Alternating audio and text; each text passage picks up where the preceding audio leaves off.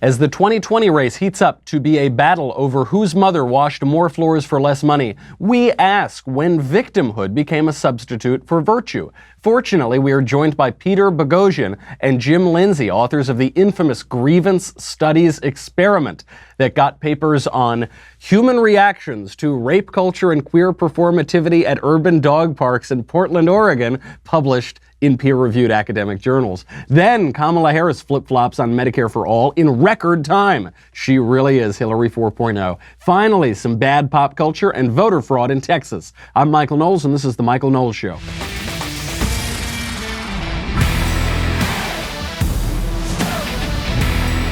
New date, new time. Our next episode of Daily Wire Backstage has been rescheduled for the evening of February 5th. Daily Wire God King Jeremy Boring, Ben Shapiro, Andrew Klavan, Alicia Krause, and little old me will be smoking stogies, breaking down the issues of the day, separating the MAGA from the non-MAGA, and enjoying those sweet, sweet, delicious leftist tears. Will we finally see President Trump deliver the State of the Union? I don't know, maybe. Tune in on Tuesday to find out. As always, only Daily Wire subscribers get to ask the questions, so make sure to subscribe today. A lot to get to today.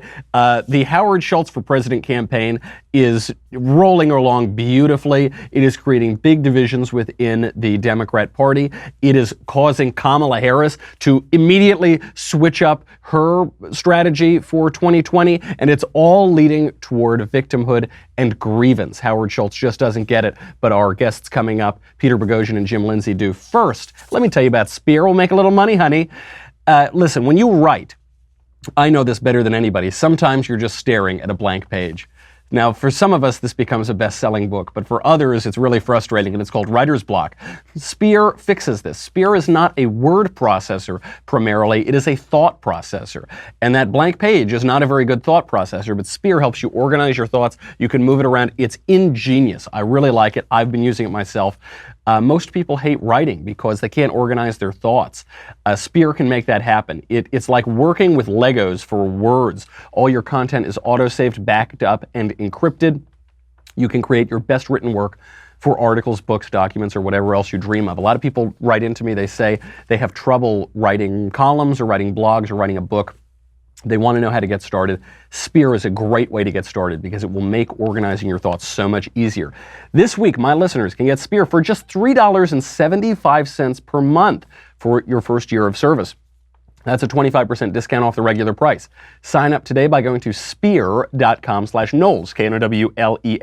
That is Spear with an E, like who? Like Shakespeare. If you don't know that, then organize your thoughts, you know? Come on, man. Get on it with Spear. Check it out, spear.com/Knowles. Okay. The Howard Schultz for President campaign could not possibly be going better. Howard Schultz was on MSNBC. He's discussing his independent bid for president. He's been a lifelong Democrat, but the Democrat Party has moved very far left. He could never win the Democrat primary today, so he's running as an independent. This is a billionaire, and already Democrats are throwing tomatoes at him. They don't want him to run. They hate him. He's a plutocrat. He's a billionaire. He's a straight white man. Here's how Howard Schultz responds. Why not just run as a Democrat? We know you are a Democrat. You've given to Hillary Clinton. You've supported her candidacy. I have been a Democrat, but I am. So are you no longer a Democrat? No, I'm not a Democrat. I don't affiliate myself with the Democratic Party, who's so far left, who basically wants the government to take over health care, which we cannot afford, the government to give free college to everybody, and the government to give everyone a job, which basically is $40 trillion on the balance sheet of $21.5 trillion. We can't afford it. What can we do? What we need is comprehensive tax reform. What we need is sensible solutions to immigration. All of these things cannot happen under the current environment. Now, I've also been criticized for being a billionaire. Let's talk about that. I'm self-made. I grew up in the projects in Brooklyn, New York. I thought that was the American dream, the aspiration of America. You're going to criticize me for being successful? Yes. I'm not going to criticize you for being successful, but the Democrats will criticize you for being successful because the left gets everything backwards. We've talked about this for weeks now on the show. It's become clearer every day. The left gets it all backwards. To a large portion of America, being a self-made billionaire is not the dream. For a large portion of America, to the left, the American dream is to be the most aggrieved. It is to be the biggest victim, to check off all the victimhood boxes. That is the dream. That is what people are trying to do now. There are a lot of people who were born into immense privilege who pretend that they weren't. A great example of this is Alexandria Ocasio-Cortez. She grew up in a nicer town than I did. She grew up right next door to where I did, a very affluent county, one of the richest in the country. She grew up there from the age 5 all the way up through college. She attended a private college. According to her voting records, she lived in ritzy northern Westchester until just 2 years ago. And what does she do? She pretends she's Jenny from the block. It's not my phrase. She tweets it out. She says, I'm still Alex from the Bronx. She's pretending that she's had a worse upbringing, a worse education, a more difficult, aggrieved experience of life than she has, because people are ashamed on the left of success and privilege. And so they even flip humility and modesty. True humility does away with false modesty. But what these people are is really prideful. They're really prideful, and they don't want to admit the privileges that they've had. They don't want to be thankful for it. They don't want to aspire to even greater privileges. They want to flip it. They want to say, no, I didn't have any leg up in life. No, I didn't. No, I had it really hard. My mother washed more floors for less money than your mother did. That's what they all say. They've flipped success and victimhood, and victimhood today carries a cachet. This is why, when you look around at college campuses, there has been a whole, what's called the campus rape epidemic. So many of the biggest of these stories, the most widely read, the UVA story, the gang rape story in Rolling Stone, so many of the high-profile stories have proven to be hoaxes. The Duke Lacrosse one, obviously, Mattress Girl at Columbia, on and on. We did a show about a month or two ago where we went through about a dozen of these. Why is it that all these huge stories turn out to be hoaxes? Because victimhood carries a cachet. It carries a social currency. People want it. They think it makes them more virtuous. And this is our new vision of the world from the left. This isn't how the right views things, and this is creating a real division. It's why Howard Schultz's candidacy will probably hand the election to Donald Trump, so thank you, Howard. But also, it would be quite instructive to America, because I do think there are people who are traditionally on the left, or traditionally Democrats, who say, gosh, they're really getting everything backwards here. Gosh, I don't want to live in a world where victimhood is something to aspire to. Maybe, and so his candidacy, I think, will show that fissure in the Democrat Party. The trouble for him is that the people who think that, I think, are just going to vote for Trump. I don't think that they're going to vote for Howard Schultz. It's that issue, the sort of, I'm a fiscal conservative but a social liberal that we were talking about yesterday. The actual people who want that very narrow appeal are pretty small, but the people who are traditionally Democrats, they consider themselves progressive, they don't care about sexual issues. They haven't really thought through pro-life. Whatever. They want to be reasonable. They see the left right now spiraling down, and things happen slowly, and then they happen all at once. And I think we're seeing the all at once part of that now. You had over time the cachet identity politics, multiculturalism. Okay, now this is certain privileges are bad, okay, And now we're spiraling down into this subjectivism, this idea that we have to invent our own pain, we have to invent our own realities. You even had then Anthony Kennedy, when he was on the Supreme Court, say that people have a right to define reality. But of course, nobody has the right to define reality. You're entitled to your opinion, but it might be incorrect. You don't get to define it, and you certainly don't get to define it for everybody else. We're seeing that all at once, and it leads us into grievance studies. This is a phenomenon that's happened at colleges where they're not studying history, philosophy, English, whatever, math. They're studying ethnicity and gender studies. And it's really just ideology. It's not a traditional academic discipline. And it becomes more and more ridiculous. My guests coming up, Peter Boghossian and Jim Lindsay, submitted a number of academic papers to peer-reviewed academic journals, and 7 of them have been accepted. I think another 7 of them were accepted but not published, or revise and resubmit, or whatever. Actually, even more than that. Only a few of them were rejected before, I think it was actually a conservative journalist pointed out that these were probably fake, and they exposed a major flaw in the academy, a major flaw in our grievance culture. We will get to them in just one second, but first, let's introduce a new sponsor and thank our new sponsor for keeping the lights on in the show on the air. Valentine's Day is fast approaching, so you need to know about Halo. You need to check out a product called indulgences.store. Indulgences, not .com, .store. What are you going to do for Valentine's Day? I've been caught on this. Flowers often are disappointing. They're way overpriced by Valentine's Day. They often come and they're all wilted. They only last for a few days. So then you say, okay, let me get some chocolates or something. But then you hear, I can't eat chocolates. I'm too fat. They're fattening. I'll only eat one, then you throw out the rest of the box.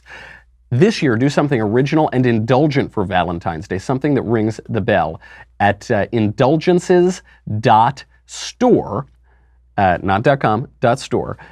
You can, together with Halo Healthy Tribes, see an indulgent line of hot beverage mixes. You just add water for some of the most sumptuous mugs of hot cocoa and other flavors. They have Mazaru, matcha, yogi goji, pink velvet, whole latte lovin'. Ooh, I love me a good pun. I love it almost as much as I like a mug of cocoa. It's great. It's 100% natural. It's no added sugar. They're loaded with MCT oil in addition to being 100% natural. They're just terrific. OrganicAuthority.com called MCT oil the newest healthy fat nutrition craze. It's just, they're really advantageous for you and for your health. They bypass the small intestine. They're metabolized directly into the body. It's similar if you've heard of bulletproof coffee. The MCT oil is the driving ingredient there. These indulgent beverages are available in Valentine's Day gift packages starting as low as $39, but step up and be a man. Indulge her with all 6 flavors or save even more and enroll her in the subscription program to get 12 additional flavors. It's just great. If you enter COVFEFE, C-O-V-F-E-F-E at checkout, you save 10%. If you order before February 3rd, you'll also save $5 off shipping and handling. Act quickly, save money, get the Valentine's Day gift covered. She will love it, it'll last for a month. Indulgences.store, promo code COVFEFE, C-O-V-F-E-F-E, 10% off. Indulgences.store, do it now, don't be caught on Valentine's Day. Promo code COVFEFE, C-O-V-F-E-F-E, that's Indulgences with an S at the end, .store. Let's get to our guests. Peter, Jim, thank you for being here. Hey, thanks. Thanks for having us on. You two are my heroes. And I should point out, you're not conservatives. Nope. You're not Christians. Nope. You are both left-wing. Yep. You are both atheists. Correct. That is absolutely correct. And yet, we agree. We completely agree. You are an inspiration to me because what we're talking about is reality. All right. You guys have very different views of reality than I do. Religious truth, political reality, and yet we're at least talking about reality. And that's the big difference here between us and the intersectional crowd who believes that a paper titled Human Reactions to Rape Culture and Queer Performativity at Urban Dog Parks in Portland, Oregon could be a real peer-reviewed academic paper. Not only, but also honored for exemplary scholarship in feminist geography. Congratulations. Thank you very much. We should explain to people who don't know what peer review is, what peer review is. So peer review is a system where where academics want to make sure that scholarly research is up to scratch. So the idea would be, I want to write a paper, I've done my research, I've read things, maybe I did an experiment, maybe I did this, and before I'm going to publish that paper, I'm not going on my blog and putting it out there. Before I publish that paper, I'm going to send it to other experts in the field who know their stuff. Ideally, they're not going to know who I am, I'm not going to know who they are, so there's no conflict of interest involved. That's blind peer review, which is the standard now. And they're going to go through my paper and they're going to say, this part's okay, this part's bad, this part needs fixing. Have you considered these insights? Did you use the right statistical methods? Did you use the correct logic to get to the conclusion? They're going to go through and pick my paper apart for everything that's wrong with it while giving some constructive, positive feedback as well. And then I'm going to have to fix up my paper and make sure that other experts in the field, at least 2, sometimes 4 or more, are going to check off and say, yeah, this paper actually meets scholarly credentials and deserves to be published as scholarship. And then they'll make a recommendation to the journal editor who says, real experts that know this field well recognize this as a contribution. And so papers that have passed peer review, that have been accepted as a genuine contribution to scholarship, written by you guys under pseudonyms, would include, who are they to judge, overcoming anthropometry, and a framework for fat bodybuilding, as well as going in through the back door, challenging straight male homo hysteria and transphobia through receptive, penetrative sex toy use. Yeah, that one's got a lot of big words. Let me sum that one down for you a little bit, boil that down. It was that straight men are transphobic, clearly, and they can fix that by putting things in their butt. And they thought this was a great idea. It's brilliant. I mean, it's such a genuine contribution. And you guys, you're a mathematician. Yeah. You are a philosopher. Right. You are in the No academy or background in the refugees field. from the academy. Right. Yeah. Are you experiencing professional kickback from this? You published this hoax. Right. It had to be done. You are exposing this shallow, ridiculous academic culture. What's the ramification? Well, many people have been incredibly supportive, and many people from all across the political spectrum. I get, for example, emails. It might seem odd that I, as an evangelical Christian, are writing in support of the author of a manual for creating atheists, but I want to say that I support you, or conservatives will chime in on that. So there has been a lot of support.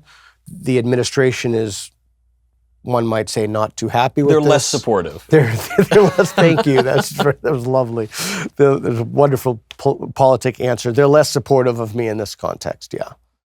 Now, what you have done is actually a great service to the academy. There is a crisis of the academy. We saw just in psychology, there was that replication crisis a few years ago. Yeah. They couldn't replicate all of these studies. Right. Peer review, by the way, for those of you who have friends in academia, has been so abused. Very often it's professors pass this down to grad students who skim, who let the nonsense go through. This is a major crisis. And one of the biggest issues is, I notice as a millennial, a lot of millennial friends, millennials are supposedly the most educated generation in history. And they certainly have the most degrees, the most credentials, most of them go to college. And yet they might be the most ignorant generation I've ever come across. How does that work? What is the conflict?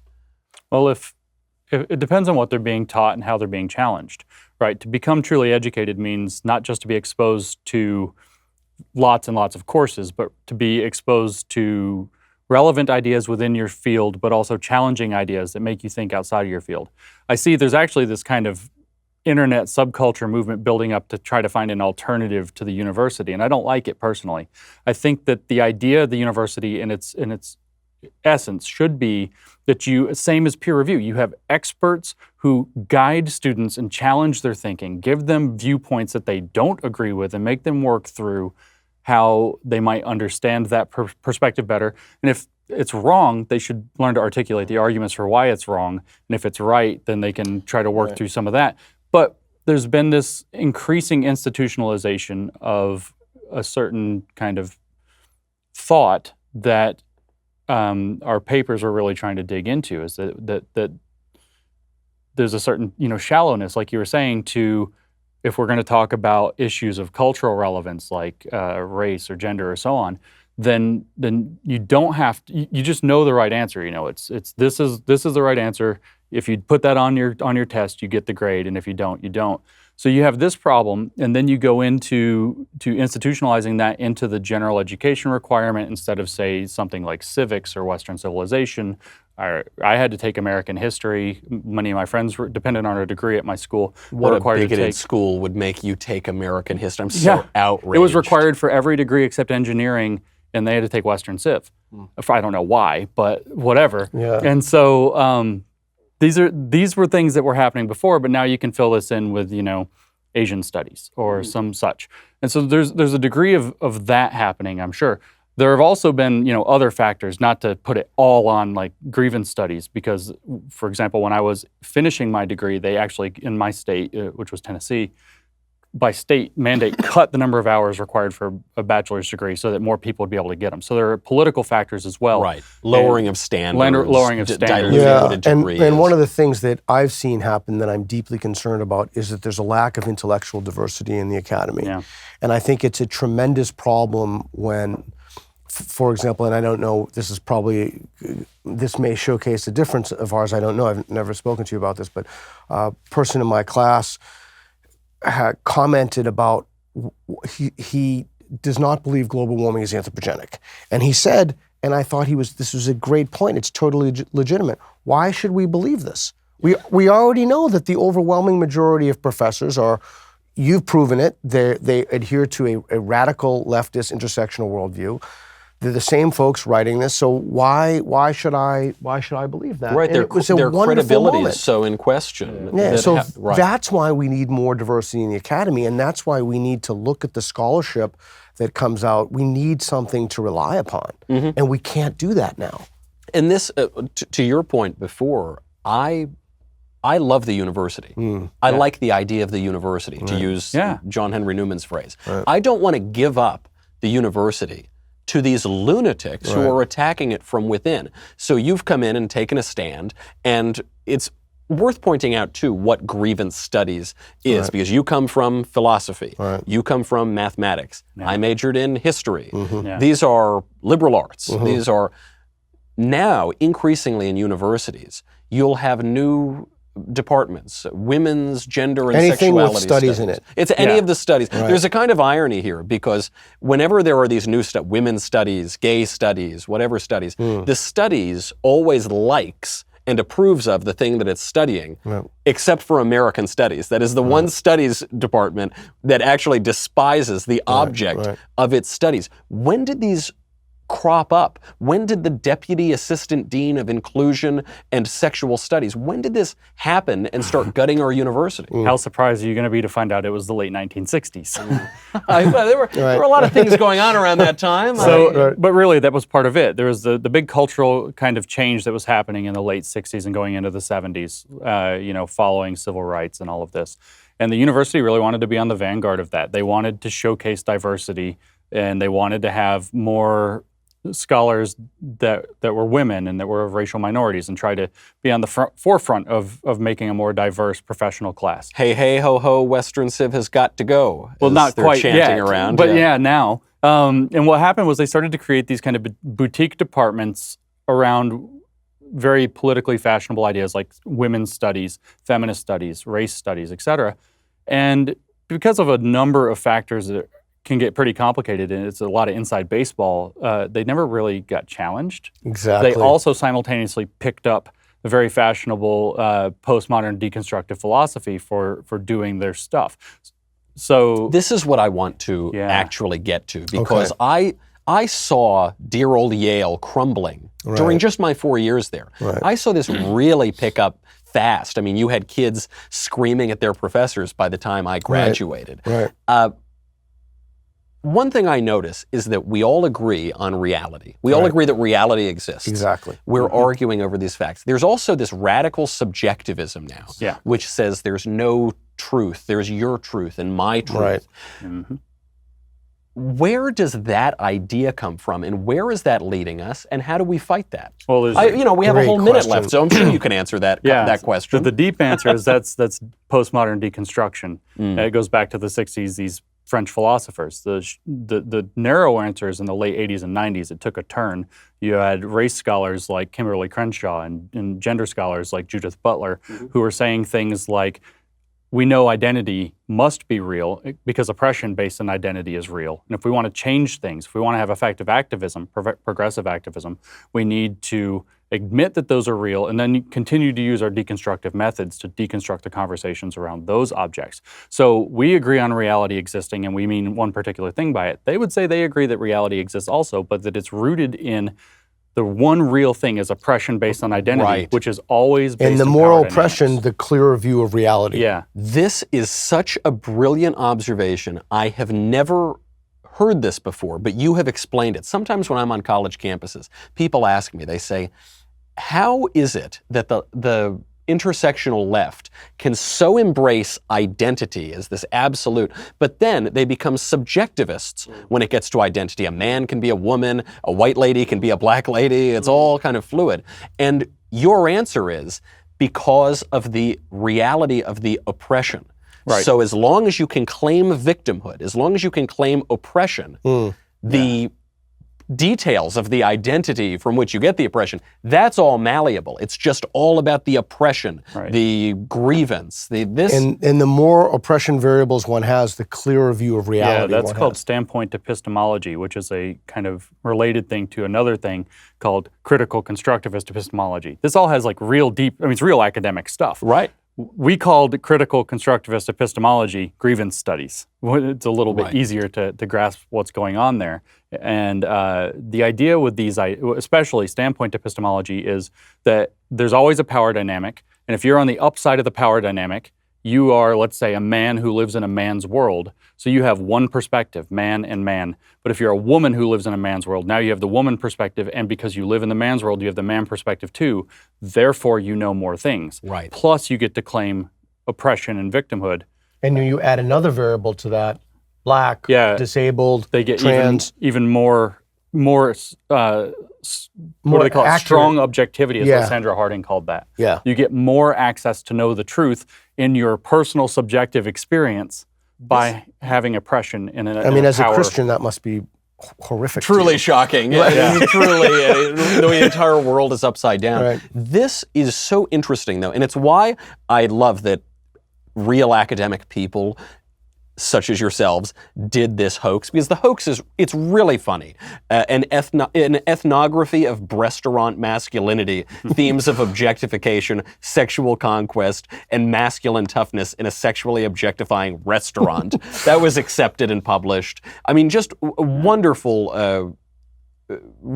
Our struggle is my struggle. Solidarity feminism as an intersectional reply to neoliberal and choice feminism. This is a chapter of Mein Kampf. That's a chapter of Mein Kampf by Adolf Hitler. Right. I mean, these are really funny, but it's not just a ha-ha, look how ridiculous the other side is. Right. They do have a coherent train of thought. Yeah, absolutely. And that's why it's perverse. These aren't even actually hoaxes. We started with hoaxes. We failed to get hoaxes in. The first 6 papers we wrote all failed. They couldn't get in. So we started to actually learn how they think and write the papers in accordance with what really is grievance studies. We became grievance scholars ourselves, in a sense. And we learned to think like they do. We understood their comic book universe where, sometimes people can fly or whatever. And we wrote accordingly. And then we uncovered some pretty serious issues. So they have this tight ecosystem in coherence, in philosophy call it coherence theory. All these nodes in a matrix of belief, they all cohere together, and it does make an ecosystem. And the Batman, Superman, or it's like DC it's like and in the Marvel. Batman universe, right? Batman can do a lot of cool stuff, but he can't fly. So if you wanted to write a fan comic and you make Batman fly, everybody's going to be like, "What? He needs like a hang glider or something." Right. Of course, yes, and this. Unfortunately, we're out of time, and I have to let people know where to find you. On Twitter, @Peter Boghossian. Jim, you can find on Twitter, @ConceptualJames. There's a documentary coming out, I think. There's a documentary. It should be later this year. Mike Nana's doing a documentary on this, which is, I'm glad you brought this up here at the end. It isn't a hoax. What you have done is gone in, identified not just how the grievance studies illogic thinks, but you have gotten these papers peer-reviewed and published. Recognized for excellence. Recognized for excellence. You really, it is outrageous to call it a hoax. You could call the whole field a hoax, but you couldn't call what you have done a hoax. It is so important if we want to combat this nonsense, if we want to try to save the university, save liberal education, you have to be able to actually understand how these people think, how they have gone so wrong in their trains of thought. Only then can you come back and get back to a sane reality. We very much want to restore confidence in the academy, and that confidence and trust has been eroded not only in the peer review system, but in the whole academy. The whole institutional structure. I think you're doing God's work, both of you atheists. Thank you so much for being here, Peter. Jim, we got to go. Great to have you. Thank you so much. Great, thank you. Those are the first guys who could explain to me some of the contradictions within the intersectional left. I hope people pay attention to them because they've really got an insight here that explains so much of the craziness and all the shrieking kids on college campuses and all the other nonsense flitting about our culture. We've got a lot more to get to. We've got to get to Kamala Harris, that seductress Kamala Harris launching her political career, apparently, with a married man. But before we get to that, It's time for you to get on the right side of history, which is in fact the title of Ben Shapiro's new book. It officially hits stores March 19th, but if you go to rightsideofhistory.com, you can order your copy right now before they sell out. Do it. You will thank me later. It pains me to say nice things about Ben earnestly on the show, but I have to do it. The book is very good. The book is really, really good. I read an early draft of it, and so he's, I think, even punched it up a little bit since then, and it was excellent. I read all these books that come out, all these popular books, many of which are not very good, and Ben's is like the answer to that book. I hope it sells a zillion copies. It would be really helpful to the culture, so go check it out. Okay, I won't say any more earnest, nice things about Ben. Go to dailywire.com. So much more to get to, but you got to go. It's $10 a month, $100 for an annual membership. You get me, you get the Andrew Klavan Show, you get the Ben Shapiro Show, you get Ask Questions in the Mailbag, you get the Matt Walsh Show. It has questions on Backstage, which is coming up. You'll get to ask, get your mailbag questions in, by the way, for tomorrow. You get to see another kingdom. You get everything. You get this. This is the, you know what this is? This is the Pike Place roast of leftist tears. This is that Howard Schultz is going to reelect Donald Trump and spoil it for the Democrats, sort of, You know, some people say that Pike Place is bitter. I think it's just perfectly sweet. Yum, yum, It's sweet and salty in the leftist tears tumbler. It's like kettle corn of some sort. Go to dailywire.com. We'll be right back.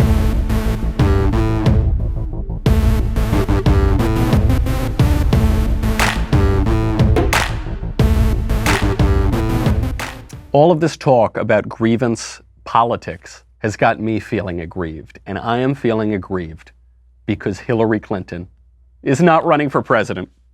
Jeff Zeleny is reporting that Hillary Clinton is not closing the door on running for 2020.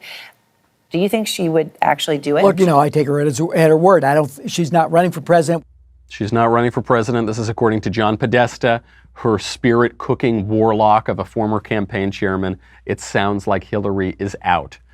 Now, of course, when Hillary Clinton says she's not running for president, there's still a 98.8897% chance that she is running for president, because Hillary Clinton has been running for president since she was 5 years old. But unfortunately, it sounds like she's not going to run. It's too bad. Fortunately for us, we have Hillary Clinton 4.0, also known as Kamala Harris, who is running. So yesterday, we showed a clip of Kamala Harris endorsing Medicare For All, the most extreme socialist form of health care. Here is her endorsing it with Jake Tapper.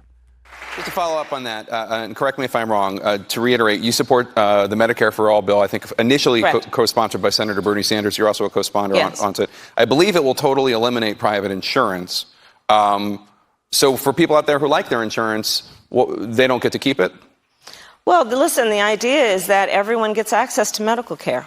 And you don't have to go through the process of going through an insurance company, having them give you approval, going through the paperwork, all of the delay that may require. Who of us has not had that situation where you got to wait for approval and the doctor says, well, I don't know if your insurance company is going to cover this?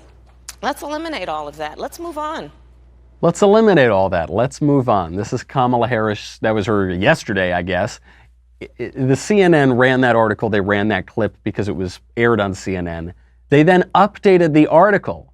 This came out this morning. They said, quote, as the Fuhrer grew, not the former leader of Nazi Germany, Fuhrer, F-U-R-O-R. As the Fuhrer grew, a Harris advisor on Tuesday signaled that the candidate would also be open to the more moderate health reform plans, which would preserve the industry, being floated by other congressional Democrats. It represents a compromise position that risks angering Medicare for All proponents who view eliminating private health insurance as key to enacting their comprehensive reform. So what does this mean? Kamala Harris comes out there and says, yeah, let's destroy a sixth of the American economy. Let's just eliminate it. Boop, gone. And obviously, those companies, those private insurers, private healthcare providers, people who like having choice in their healthcare, there was huge blowback there. And so Kamala Harris says, okay, well, maybe I didn't quite mean that. Now, this is how we know that she's Hillary Clinton 4.0, is she's a weather vane. Whatever way the wind is blowing, she's going to do it. She began her career, according to former San Francisco Mayor Willie Brown, by dating a married man. That came out yesterday. A married man who was like 20 or 30 years older than her. He said yesterday, the guy who did this, married man, dates Kamala Harris and says, oh yes, yeah, I dated her, and then as a result, I put her on some influential committees, and look where she is today. This is a woman who will do whatever it takes to become president. The kind of woman who launches her career that way with an older married man is the kind of person who will do whatever it takes. And so maybe that means tacking all the way to the left, if that seems like the way that the winds are blowing. Maybe that means moderating 24 hours later, if that's the way that the winds are blowing. Obviously, it is crazy. It's crazy to eliminate a sixth of the economy, to take that over. CNN is actually correct in its coverage. The Medicare For All, so-called, the socialist healthcare advocates, they do view any private insurance as an impediment to their utopian solution, to their plan. I mean, they are radicals. They are Jacobins. They are the ones who are speeding, hurtling toward a totalitarian utopian future. And so they see if anyone else has any control over healthcare, be it the patients, be it the doctors, be it the insurance providers, be it any market forces, that is an impediment to them having total control over your health. And if you've got control over people's health, you've got control over people. This is why making the healthcare industry socialist, why a government takeover of healthcare is different in kind from takeovers of other industries. It would also be a big deal if the government took over the oil industry. It would be a big deal if they took over the computer industry. It would be a big deal if they took over those industries too. Healthcare is something special because it's about your life. It's about life and death. It's about your health. And if they have control over that, people don't always make the most rational choices. They don't always. This is actually how these socialists have been able to infect the healthcare system, is they say, well, the markets for buying a new computer, or the markets for buying a new car are very different from the markets when you're deciding which medical tests to take. They have a certain point. We do care more about our health than we care about which car we drive, but nevertheless, human nature doesn't change. And when you can see costs, when you can see incentives, when you can have freedom to choose what kind of care you want to get, you are going to make choices, by definition, that are more tailored to you, to your preferences, to your health, than if some government bureaucrat does it. But that's what they're playing on. That's what the socialists are exploiting. It's a real vulnerability. So Kamala Harris now is tacking back to the other end. Why? She's responding in many ways to Howard Schultz, and she's responding to Mike Bloomberg. Mike Bloomberg, another zillionaire, my former mayor of New York, who was a Republican for 5 minutes, but he's really a lifelong moderate Democrat, and a nanny state kind of guy. He banned smoking in New York. He wants to ban guns. He's just a billionaire, elitist, I know better than you, I'm your benevolent better sort of guy. I mean, he's got the Howard Schultz vibe to him. And he says, quote, I think you could never afford Medicare for All. You're talking about trillions of dollars. To replace the entire private system where companies provide health care for their employees would bankrupt us for a very long time. It's just not a practical thing. Yes, of course that's true. So Kamala Harris today is swinging back. You got to remember, the 2020 race has not even really begun yet. There are a lot of undeclared candidates right now. Not many candidates have declared. And we're going to see which way the wind blows. I mean, politics has been pretty volatile for the last 2 years. If in the course of 1 week we can tack back to the center, say we're going to preserve private insurance. No, we're going to have pure socialist, single-payer, government-run healthcare. No, back and forth. We're going to see. And what is going to define which way it blows are the candidates who are in this race. And when you've got 20 candidates in the race, plus at least one independent Democrat in Howard Schultz, maybe 2 independent Democrats in Mike Bloomberg, they're going to define it. It's going to be very volatile, and we're going to see. You know, the only thing we can predict right now is that we can't predict anything. If you had asked a year out from the 2016 election who is going to be the Republican nominee, very few people would have told you Donald Trump. And he, in so many ways, defined that election. He pushed the bigger issues of immigration. He pushed the issues of defeating ISIS. He pushed the issues of building a wall, securing our country, even economic protection. He pushed all of those things, which were not really at the forefront before him. Kamala Harris is obviously not going to be the leader here. She's the follower. She's the Hillary Clinton. She's not going to set the tone. She's going to be the weather vane. But if a candidate is bolder than Kamala Harris and can have the courage to set the tone, probably that's going to be the person who's going to be leading in the field. That's going to be the person that other people are going to follow. Unfortunately for Democrats right now, they have a whole field of cowards. They don't have anyone, for all of her wackiness and wicked ideology, Alexandria Ocasio-Cortez would be a candidate that people could rally behind on the Democrat Party. It's no coincidence that 74% of Democrats say they would vote for her for president. Thank goodness, mirabile dictu, she's too young to run right now. But I think that's the sort of thing that our present politics is going to reward. Kamala Harris is a pretty smart candidate, but if she doesn't get a little bit bolder, she's going to fall way behind, which also wouldn't be a terrible thing. We talked about all the good news in pop culture yesterday as it relates to abortion. People finally realizing that babies are babies. Even while politicians like New York's Andrew Cuomo legalize the wholesale slaughter of babies, the pop culture, TV shows, they're kind of understanding it now. They're even making dark jokes about how babies are babies. This is not the case with the transgender ideology. Kate Hudson, last week, came out and said she was going to raise her daughter genderless. She said, quote, "I think you just raise your kids individually regardless, like a genderless approach. We still don't know what she's going to identify as. I will say that right now she's incredibly feminine in her energy, her sounds, and her way. Probably because she's talking about a baby girl. That's probably why she's feminine. If she were a baby boy, she probably wouldn't be feminine. She wouldn't be a she. So now she's coming out and saying, I'm not going to raise my daughter genderless. Which does she want Mother of the Year for that? Does she want a cookie? I'm not going to abuse my child. Oh, great, good, hooray, good job, She's saying she was taken out of context by clickbait websites. But she wasn't. You heard the quote. She said it. That was what she said. And she's buying into a popular culture that pushes this. I don't watch the show Supergirl because I'm a person and therefore I don't watch nobody watches this show. But there was a clip going around of it where one of the characters is describing coming from the alien planet Knowles, but that isn't what really defines her identity. So when did your mom come from Knowles? When she was 18. The night before she fled her planet, she had a dream about a farmhouse where she would meet her true love. And she saw a bunch of random coordinates that she plugged into her craft, and she landed on Earth in Parthas. A human family took her in, farmers, and she fell in love with their son, my dad. Wow. Yeah. I can't imagine having grown up anywhere else. Because you have parents from two different planets? Yeah, but also because I'm trans. I always knew that I was a girl. My parents were amazing. They affirmed my authentic self and helped me transition young. I've always been able to be open about who I was in Parthas. I'm not saying it was easy. There were definitely people who didn't understand. But the town's ethos of inclusion is strong, and I think if I grew up anywhere else, it would have been a lot tougher. Thank you for sharing that with me. Of course.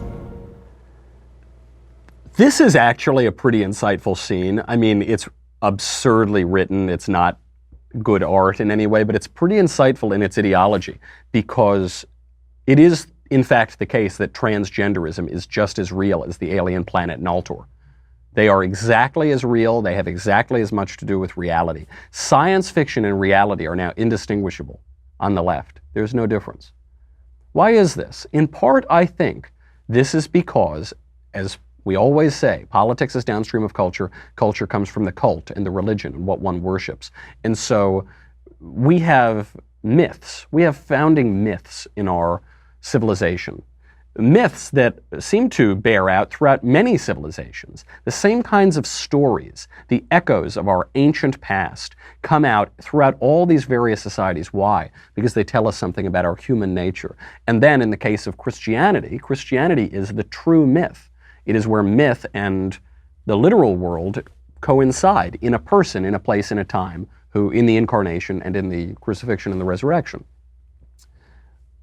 When those are the stories, real and mythological, that define your world, you have a certain civilization. You have what would have been Western civilization until our postmodern era.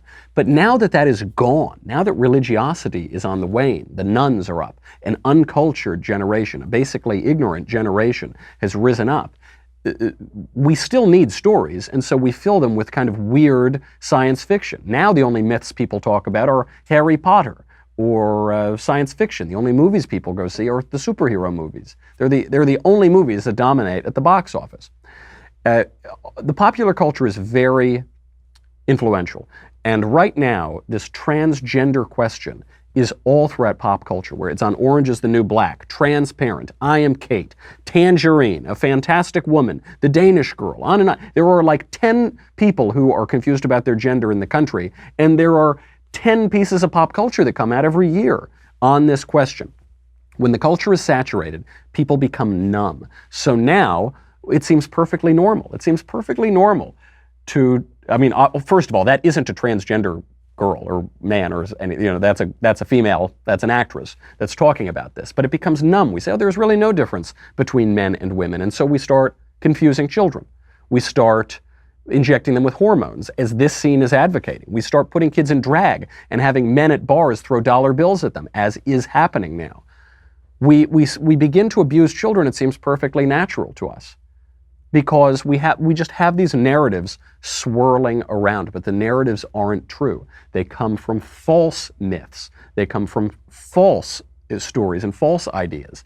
Everybody's got to serve somebody, and either you will ground your view of the world in reality, in real fact, in true myths and in the myths, or you will fall into fantasy. And fantasy, when you live out of accordance with reality, it has really terrible effects for people, for society, for politics, all around. That's our show. Get your mailbag questions in. In the meantime, I'm Michael Knowles. This is The Michael Knowles Show. I'll see you tomorrow.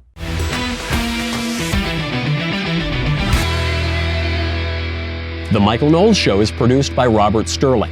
Executive producer, Jeremy Boring. Senior producer, Jonathan Hay. Our supervising producer is Mathis Glover. And our technical producer is Austin Stevens. Edited by Danny D'Amico. Audio is mixed by Dylan Case. Hair and makeup is by Jesua Olvera. Production assistant, Nick Sheehan. The Michael Knowles Show is a Daily Wire production. Copyright Daily Wire 2019.